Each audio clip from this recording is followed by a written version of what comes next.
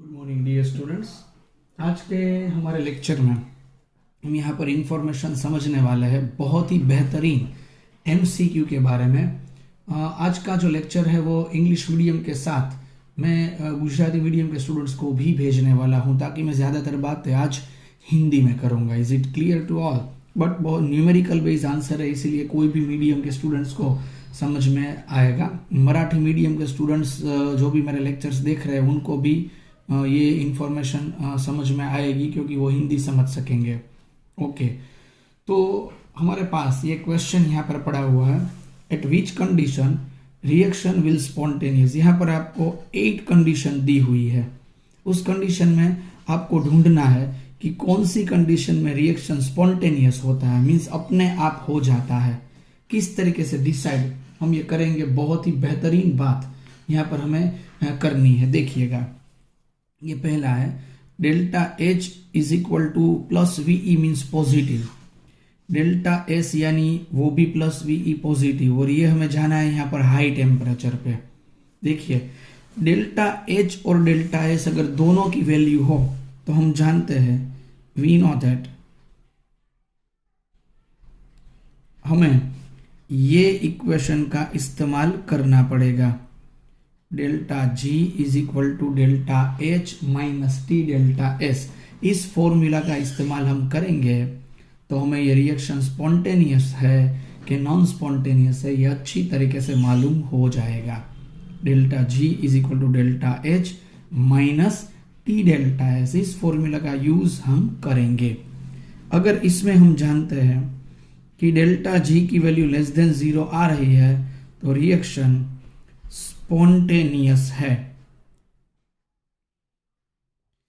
अगर delta G की value greater than 0 आती है तो वो रिएक्शन नॉन स्पॉन्टेनियस है। अगर डेल्टा जी की वैल्यू इक्वल टू 0 आती है तो रिएक्शन किस में है? इक्विलिब्रियम में है। चलिए, तो अभी आपको किस तरीके से शॉर्टकट यहां पर मैं समझा रहा हूं। देखिए, पहला ये एक ही मैं आपको समझाऊंगा, आसानी से आप सबको समझ में आ जाएगा। ये हिंट नंबर 1 में आपको दे रहा हूं यहाँ पर, delta H positive delta S positive और ये हाई टेम्परेचर। पहली कंडीशन में ये दिया हुआ है हाई टेम्परेचर और दोनों की वैल्यू पॉजिटिव। चलिए, तो अभी हम यहाँ पर आगे बढ़ते हैं। मैं आपको एक यहाँ पर 8 कंडीशन के लिए कॉमन इंफॉर्मेशन बता देता हूँ। अगर हमारे पास यहाँ पर हाई टेम्परेचर के बारे में किया गया हो ना, तो मैं सभी हाई टेम्परेचर के लिए यहाँ पर 298 केल्विन लूंगा 8 कंडीशन के लिए। और लो टेम्परेचर के लिए कैलकुलेशन इजी बनाने के लिए मैं आपके पास यहाँ पर ले रहा हूँ 0 केल्विन। देखिएगा, 0 केल्विन यानी सबसे लोएस्ट टेम्परेचर हो गए। यहाँ पर केल्विन में 0 कर रहा हूँ मैं। हायर टेम्परेचर 0 to 25 की रेंज है यहाँ पर, बट ये कौन सी रेंज हो गई? अगर सेल्सियस में अगर हम चलते हैं तो -273 degree Celsius to 25 degree Celsius, ये लो टेम्परेचर, ये हाई मैंने केल्विन में ट्रांसफर कर दिया है। चलिए, अभी हम क्या करने वाले हैं, delta G is equal to delta H minus T delta S, ये हमारे सामने फॉर्मूला आ गई है। मैं आपको इस तरीके से समझा रहा हूँ ना, ऐसी शॉर्टकट ट्रिक्स की कोई आपको नहीं देगा। अगर आप YouTube में कोई वीडियो देख लेंगे तो उसमें भी मैं आपको चैलेंज मार के बता देता हूँ, इस कंडीशन में वो नहीं ही समझाएंगे, कोई दूसरे भी इस पर ही समझाएंगे। बट मैं पैर जमीन में रखते हुए एकदम ही लोएस्ट स्टूडेंट कोई भी हो कॉन्सेप्ट वाइज, उसको भी ये समझ में आ जाएगा। तो हायर के लिए तो कोई बात ही नहीं है। चलिए, हायर टेम्परेचर यानी मैं क्या लेने वाला हूँ? 298, ठीक है। लोअर यानी लूंगा 0। चलिए, अभी मैं दूसरा सजेस्ट कर देता हूँ। अगर मुझे कंपैरिजन करना है तो डेल्टा एच और डेल्टा एस दोनों के लिए मैं एक वैल्यू यहाँ पर एज्यूम कर लेता हूँ, बट दोनों की वैल्यू मैं सेम ही रखने वाला हूँ। देखिएगा, तभी मैं ये कैलकुलेशन कर पाऊंगा। डेल्टा एच की वैल्यू मैंने रख ली है 10 यूनिट। हम जानते हैं जो जूल में होता है, पर मोल में होता है, वो सब ठीक बात है। ये जूल पर मोल पर केल्विन जो भी होता है वो भी ठीक बात है। फिर भी मैं आपको यहाँ पर बता देता हूँ, जूल पर मोल इंटू केल्विन, ओके, वो इश्यू नहीं है। चलिए, तो अभी हम हायर टेम्परेचर के बारे में सोचते हैं। मैं आपको न्यूमेरिकल ही यहाँ पर करवा देता हूँ। चलिए, डेल्टा एच की वैल्यू यहाँ पर क्या हमने एज्यूम की है? 10। हायर टेम्परेचर है तो टेम्परेचर हमने क्या, हाई मतलब कितना लेना है 298, और ये डेल्टा एस यानी कितना लेना है, फिर से 10 लेना है। तो 10 माइनस 2980, ये आंसर हो गया -2970, लेस देन 0 हुआ ना आंसर, तो उसका मतलब ये हुआ कि अपने आप ये रिएक्शन हो रहा है स्पॉन्टेनियस। समझे? हाई टेम्परेचर यानी कितना लेना है 298, लो टेम्परेचर यानी कितना लेना है 0। डेल्टा एच और डेल्टा एस दोनों की वैल्यू सेम लेनी। अगर ये मैंने 10 एज्यूम किया है, आपको कोई ऐसा लगता है मुझे 25 लेना है तो दोनों 25 ले लीजिए, आपको ऐसा लगता है 1000 लेना है तो दोनों 1000 ले लीजिए, पर दोनों की वैल्यू सेम रखिए ताकि लोएस्ट कैटेगरी के स्टूडेंट्स को भी ये बात समझ में आ जाएगी। चलिए हिंट नंबर 2, ये दोनों पॉजिटिव है, दोनों पॉजिटिव है, और ये टेम्परेचर अभी क्या रहने वाला है, यहाँ पर लो टेम्परेचर रहने वाला है। चलिए तो क्या करेंगे, delta G is equal to delta H minus T delta S. ये पॉजिटिव, पॉजिटिव यानी ये ले लिया 10 लो टेम्परेचर यानी 0, डेल्टा एस की वैल्यू भी कौन सी ले ली 10। ये 0 से कोई भी या टेम्परेचर मल्टीप्लाई कोई भी वैल्यू होगी तो ये तो 0 हो जाएगा। ये कितना बच गया 10 यानी ग्रेटर देन 0 हो गया, ग्रेटर देन 0, तो रिएक्शन कौन सा हो गया, नॉन स्पॉन्टेनियस हो गया। समझे कि नहीं समझे आप लोग?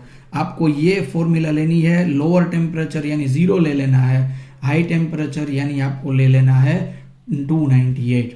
समझ लीजिए लो टेम्परेचर होगा ना जब भी, तो ये टी डेल्टा एस 0 ही हो जाएगा, कोई अभी दिक्कत ही नहीं है उसमें समझने में। फिर भी आपको मैं तीसरी हिंट यहाँ पर समझाता हूँ। देखिए ये डेल्टा एच की वैल्यू नेगेटिव, डेल्टा एस की वैल्यू नेगेटिव, और ये हाई टेम्परेचर। चलिए तो फॉर्मूला वही रहेगी, delta H minus T delta S, ये -10 रहेगी। हाई टेम्परेचर यानी 298, ये भी -10 रहेगी। तो ये हो गया -10 प्लस 2980, माइनस माइनस प्लस, ये प्लस 2970 यहाँ पर आ गया, ये that is greater than 0। Just 1 minute. So 2970 is greater than 0. So the greater than 0, that means reaction will non-spontaneous. समझ में आ रहा है आप सभी स्टूडेंट्स को? ये क्या करना पड़ेगा, आपको ये बहुत ही बेहतरीन तरीके से ध्यान में रखना पड़ेगा। दोनों की वैल्यू नेगेटिव है। हाई टेम्परेचर यानी क्या लेना है मैंने आप सबको बता दिया। देखिए अभी हिंट 4 आपके सामने मैं यहाँ पर रख रहा हूँ। बहुत ही आसान, बहुत ही आसान। ये आसान है नहीं समझाना, बट ये मैंने थोड़ा टेक्निकल यहाँ पर रिसर्च किया हुआ है स्टूडेंट को किस तरीके से आसानी से समझाना है, इसीलिए मैंने ऐसा एज्यूम किया है। शायद कोई देखेगा तो ऐसा भी लगेगा ये क्या अभी ये चल रहा है, बट ये चलेगा क्योंकि मैं अपने स्टूडेंट्स के लिए डील कर रहा हूँ।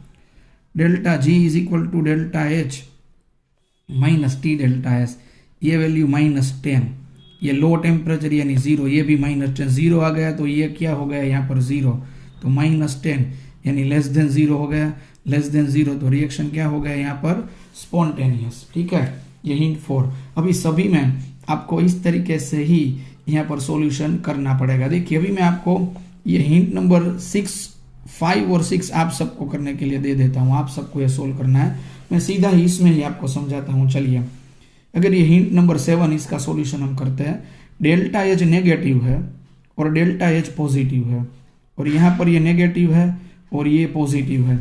देखिए तो हिंट 7 में क्या हो रहा है, delta H negative, delta S positive, और ये हाई टेम्परेचर की बात यहाँ पर करते हैं।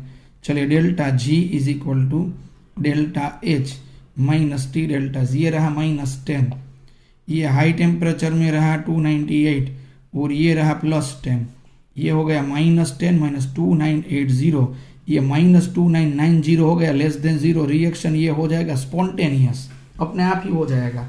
देखिए तो मैं आपको यहाँ पर बता देता हूँ कि अगर डेल्टा एच की वैल्यू नेगेटिव है और डेल्टा एस की वैल्यू पॉजिटिव है तो रिएक्शन क्या रह रहा है यहाँ पर, स्पॉन्टेनियस रह रहा है।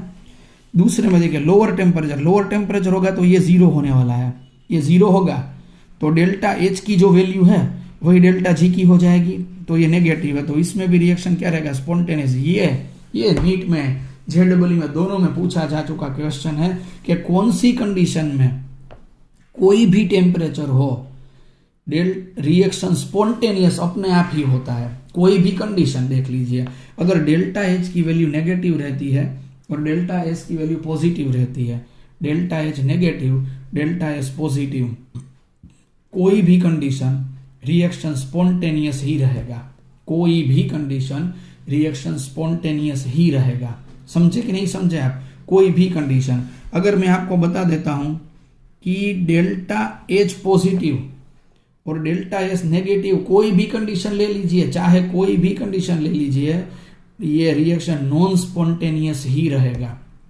ये भी कंफर्म मैटर है। डेल्टा एच पॉजिटिव और डेल्टा एस नेगेटिव, कोई भी condition reaction will always non spontaneous, कोई इश्यू ही नहीं है इसमें। तो ये अच्छी तरीके से आपको इंफॉर्मेशन ध्यान में रखनी पड़ेगी कि अगर ये नेगेटिव होता है और ये पॉजिटिव होता है तो किसी भी कंडीशन में रिएक्शन अपने आप ही होगा। ये पॉजिटिव होगा और ये नेगेटिव होगा तो किसी भी कंडीशन में रिएक्शन अपने आप नहीं ही होगा। ये बात अपने माइंड में कैप्चर करके रख दीजिए, कोई सवाल ही नहीं पैदा होता है कि इसमें कोई भी इश्यू क्रिएट हो सकता है। समझे आप? तो ये मेन जो थिंग आपको यहाँ पर ध्यान में रखनी है, ये मैंने आप सबको यहाँ पर बता दी है। आप सबको यही बात बहुत ही अच्छी तरीके से ध्यान में रखनी पड़ेगी। तो ये पहला सेशन हो रहा है, किस कंडीशन में रिएक्शन स्पॉन्टेनियस है और किस कंडीशन में रिएक्शन नॉन स्पॉन्टेनियस है। चलिए अभी मैं आपको डिफरेंट टाइप की फॉर्मूला भी पढ़ाने जा रहा हूं। देखिए ये फॉर्मूला जो भी हम पढ़ने जा रहे हैं वो बहुत ही बेहतरीन फॉर्मूलाज है। अभी उसमें क्या करेंगे, डेल्टा जी एंड प्रेशर, ये प्योर नीट जेडबली का कॉन्सेप्ट अभी चलेगा और ये एनसीईआरटी में भी नहीं दिया गया है, एनसीईआरटी टेक्स्ट बुक में भी नहीं है, बट एररलेस अगर आप सोल्व करेंगे, अगर आप फिनिक्स सोल्व करेंगे तो उसमें सभी कुछ इंफॉर्मेशन ये अब सबको मिलने वाली है। ठीक है, चलिए तो अभी कोई भी बुक अगर मार्केट में जो मिलती है वो आप रिफर करेंगे तो उसमें आपको ये फायदा होने वाला है, डेल्टा जी और प्रेशर का रिलेशन। चलिए अभी हम यहाँ पर पढ़ते हैं। यहाँ पर ये एक इंफॉर्मेशन आप सबको मालूम है, delta G is equal to delta H minus T delta S. देखिए अभी मैं आपको पुरानी एक बात यहाँ पर याद करवाता हूँ। हम ये जानते हैं H is equal to U plus P V. अगर मैं इसको डेल्टा यहाँ पर करता हूँ तो ये डेल्टा एच डेल्टा यू, ये डेल्टा ब्रैकेट में आ गया पी वी डेल्टा यू, ये रहेगा यहाँ पर पी डेल्टा वी। अगर इसका हम डिफरेंशिएशन लो मल्टीप्लीकेशन का करते हैं, ये पी डेल्टा वी और ये वी डेल्टा पी। बट देखिए इसमें प्रेशर के साथ मुझे रिलेशन देना, यानी प्रेशर चेंज हो रहा है, प्रेशर चेंज होगा तो यहाँ पर ये प्रेशर यहाँ पर चेंज होने वाला है तो वो डेल्टा पी रहने वाला है। तो ये वॉल्यूम डेल्टा वी की वैल्यू हम यहाँ पर ध्यान में नहीं रखेंगे। ठीक है, देखिए यहाँ पर तो डेल्टा वी की वैल्यू 0 में इसीलिए ले रहा हूँ यहाँ पर क्योंकि ये है ना, ये प्रोसेस कांस्टेंट वॉल्यूम पर चलेगी, वॉल्यूम में कुछ भी चेंज नहीं होगा। अगर वॉल्यूम में कुछ भी चेंज नहीं होगा तो क्या होगा, V1 और V2 सेम रहेगा, V1 V2 सेम रहेगा तो डेल्टा V की वैल्यू 0 रहने वाली है। तो ये हमारे पास ये इक्वेशन हो गया, delta H is equal to delta U plus V delta P. ठीक है, अभी देखिएगा यहाँ पर दूसरी भी मैं बातें यहाँ पर कर रहा हूं। अगर आइडियल गैस एक्सपांशन हो रहा है, यहाँ पर आइडियल गैस एक्सपांशन यहाँ पर हो रहा है तो डेल्टा यू की वैल्यू यहाँ पर रहने वाली है 0। आइडियल गैस में Q और W दोनों 0 होते हैं ना, Q is equal to 0, W भी 0, तो डेल्टा U की वैल्यू क्या हो जाती है यहाँ पर 0। अभी देखिए क्यों हो जाती है 0, ये मैं रिवीजन करवा रहा हूँ, delta U is equal to Q plus W, इसीलिए ये हो गया डेल्टा U भी 0। ठीक है, अभी धीरे धीरे देखते जाइएगा। ये delta S is equal to क्या होता है, Q रिवर्सिबल बाई T, तो ये Q 0 है तो डेल्टा S की वैल्यू भी क्या हो जाएगी यहाँ पर 0 ही हो जाएगी। चलिए अभी मैं सभी यहाँ पर रख देता हूँ, डेल्टा G, डेल्टा H की जगह में यहाँ पर क्या रखूंगा, delta U plus V delta P, और ये T डेल्टा S ऐसे ही पड़ा रहता है। डेल्टा U की वैल्यू यहाँ पर क्या हो जाएगी 0, तो ये हो जाएगा V delta P। Delta S की वैल्यू भी क्या हो रही है यहाँ पर 0, तो इतना ही बचा, delta G is equal to V delta P। इसको मैं बोल देता हूं इक्वेशन नंबर 1। देखिए अभी ideal gas equation, ideal gas equation क्या है आप सबको मालूम होगा, आपको स्टेट्स ऑफ मैटर में ये इंफॉर्मेशन पता है, P V is equal to N R T. V यानी होता है N R T by P, ये वी की वैल्यू होती है N R T by P. तो delta G is equal to यहाँ पर रहा एन आर टी, वी की वैल्यू हमने यहाँ पर रख दी N R T by P, तो ये हो गया delta P by P. Delta G is equal to N R T delta P by P. अभी इसका हम करने वाला है इंटीग्रेशन, ये P1 ये P2, आगे मैंने ऐसा पढ़ाया था आपको। dp बाई पी का इंटीग्रेशन क्या होता है, एल एन पी, ये P1 और ये P2 एन आर टी, ये अपर लिमिट P2 और ये लोअर लिमिट P1। अगर ये माइनस में होता है तो उसको डिवीजन में ले सकते हैं। तो ये प्रूव हो गया delta G is equal to N R T l n P2 by P1। ये इक्वेशन आपको याद रखना है। ये इक्वेशन कैसे आ गया, इसके लिए मैंने बहुत ही बड़ी यहाँ पर स्टोरी खड़ी कर दी। ये इक्वेशन मैंने ले लिया, इस इक्वेशन मैंने लिया, उसमें डेल्टा किया, डिफरेंशिएशन किया, कांस्टेंट वॉल्यूम है इसीलिए ये वी, ये कांस्टेंट वॉल्यूम है यानी डेल्टा वी जीरो रहेगा। आइडियल गैस एक्सपांशन के लिए डेल्टा यू और डेल्टा एस दोनों जीरो रहेंगे। इसकी वैल्यू मैंने यहाँ पर रख दी है, ठीक है। तो ये सभी इक्वेशन इसमें से रखने के बाद ये इक्वेशन यहाँ पर आ जाता है। अभी मैं आपको एक और यहाँ पर इक्वेशन समझाता हूँ। अगर हम बॉयल्स लॉ ध्यान में रखते हैं तो बॉयल्स लॉ क्या होता है, P1 V1 is equal to P2 V2। इसमें P2 बाई P1 को सब्जेक्ट बनाते हैं तो क्या होता है, यहाँ पर V1 बाई V2 हो जाता है। इसको इसमें रख दीजिए, delta G is equal to N R T l n V1 by V2। ये अगर वॉल्यूम मैंने कांस्टेंट रखा था, अगर ये मैं प्रेशर कांस्टेंट रखूंगा तो यही इक्वेशन में फिर से प्रूफ करूंगा और वॉल्यूम के तौर पर यहाँ पर प्रूफ करने वाला हूँ। इसीलिए यहाँ पर मैंने सीधा बॉयल्स लॉ का इस्तेमाल कर दिया है। तो आप सबको ये इक्वेशन नंबर 2 और ये इक्वेशन नंबर 3 बेहतरीन तरीके से प्रिपेयर करना पड़ेगा। ये आउट ऑफ एनसीईआरटी है बट मैथमेटिकल स्टेप है, इसीलिए कोई भी स्टूडेंट्स को समझ में आ ही सकता है। फिर भी इसमें आपको कोई इश्यू होता है तो मैं आप सबको जैसे बोलता हूँ आप मुझे व्हाट्सएप कर सकते हैं, ठीक है। ये डेल्टा जी वॉल्यूम के साथ आ गया, ये प्रेशर के साथ आ गया। चलिए अभी delta G with equilibrium constant के साथ, कौन सा delta G with equilibrium constant के साथ कौन सा रिलेशन है ये हम देखते हैं। इक्विलिब्रियम कांस्टेंट इसके बाद के चैप्टर में हम इंफॉर्मेशन पढ़ेंगे, बट आपको शॉर्टकट में बोल देता हूँ। इक्विलिब्रियम कांस्टेंट को के सिंबल दिया जाता है और उसका फॉर्मूला होता है प्रोडक्ट का कॉन्सेंट्रेशन अपॉन रिएक्टेंट का concentration, product divided by reactant. इस तरीके से उसमें हम रख सकते हैं। अगर हम फॉर्मूला अगर ये देख सकते हैं तो ये Kc is equal to product divided by reactant, ठीक है। अभी देखिएगा, गिब्स और हेल्महोल्ट्ज नाम के साइंटिस्ट ने ये इक्वेशन दिया हुआ है, delta G is equal to delta G standard plus R T l n K. कोई भी रिएक्शन अगर इक्विलिब्रियम में होता है तो डेल्टा जी की वैल्यू 0 होती है, ये हमें मालूम है। अगर हम यहाँ पर 0 रख देते हैं तो ये हो जाएगा delta G standard plus R T l n K. ये delta G standard is equal to minus R T l n K. L n को अगर हम लॉग में कन्वर्ट करते हैं तो हमें 2.303 से मल्टीप्लाई करना पड़ेगा। ये हो गया ये वाला equation, delta G standard is equal to minus 2.303 R T log K. याद रख लीजिएगा, आज का 4th नंबर का ये इक्वेशन है। बहुत ही अच्छी तरीके से प्रिपेयर ही कर लेना है। अगर मैं आपको एक इक्वेशन यहाँ पर बता दूं कि डेल्टा जी की वैल्यू लेस देन 0 होती है तो वो रिएक्शन अपने आप होता है, स्पॉन्टेनियस होता है। तब delta G is less than 0 तो k इज ग्रेटर देन 1 होता है। अगर इसमें कोई भी लेस देन 0 वैल्यू रखेंगे, इसका हम कैलकुलेशन करेंगे तो k की वैल्यू 1 से बड़ी आएगी। If delta G is greater than 0, reaction non spontaneous है, k की वैल्यू 1 से छोटी आएगी, लेस देन 1। ये पक्की बात है, आप याद ही रख लीजिएगा। अगर डेल्टा जी स्टैंडर्ड की वैल्यू 0 आती है तो k की वैल्यू 1 आएगी।